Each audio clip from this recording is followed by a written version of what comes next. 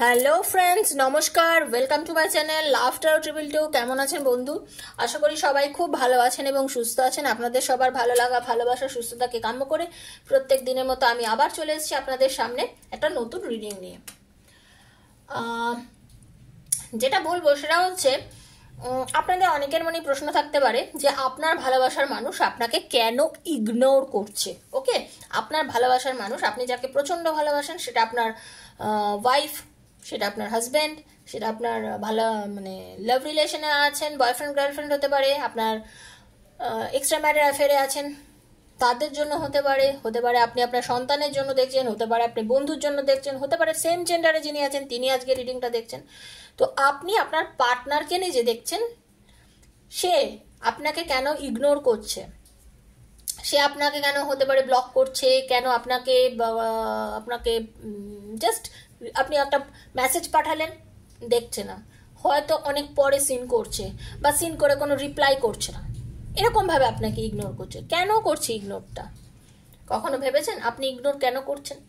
Because আপনি এতটা তার কাছে ইজি অ্যাভেলেবেল হয়ে গেছেন, এতটা আপনি নিজেকে তার জন্য সবসময় নিজেকে রেডি করে রেখেছেন যে একটা কল করলেই আপনি সবসময় ফোন রিসিভ করছেন, যখনই সে যেটা চাইছে আপনি সবসময় সেটা করছেন। 4 দিন কথা না বললে আপনার মনে হচ্ছে হায় হায় আমি 4 দিন কথা বললাম না, ও করেনি, ঠিক আছে ও তো বিজি আছে, চলো আমি একটু ফোন করে কথা বলে নিই। আমি যদি না কথা বলি তাহলে হয়তো আমাদের রিলেশনটা ভেঙে যেতে পারে, হয়তো রিলেশনটা কেটে যেতে পারে।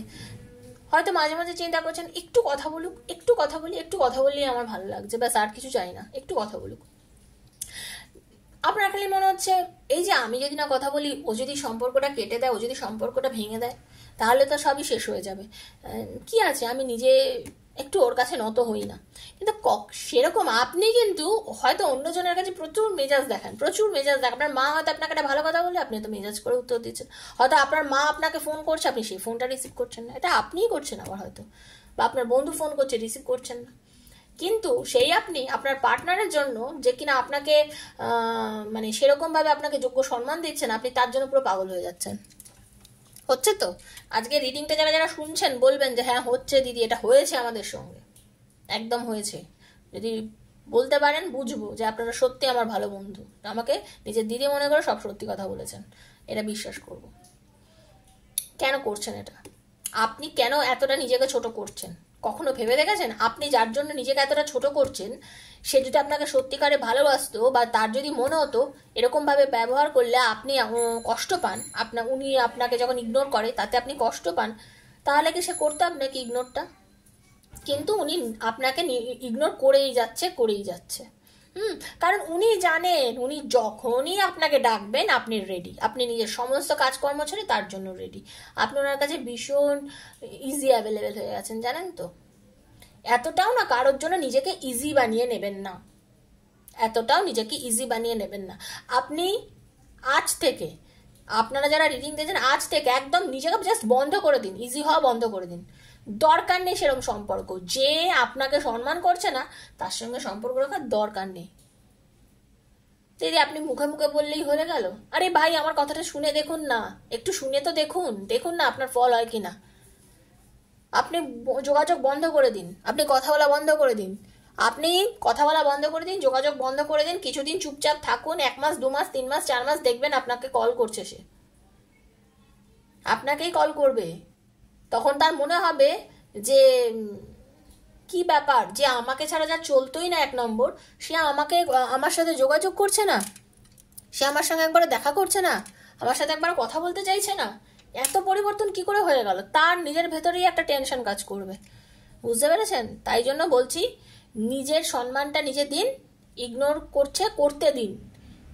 2 দিন 4 দিন 10 দিন 15 দিন 20 দিন পর যদি আপনার কথা তার মনে না পড়ে, যদি আপনার সঙ্গে আর যোগাযোগ না করে, আপনি বুঝে নেবেন এই সম্পর্ক কোনোদিনই আপনার জন্য ছিল না।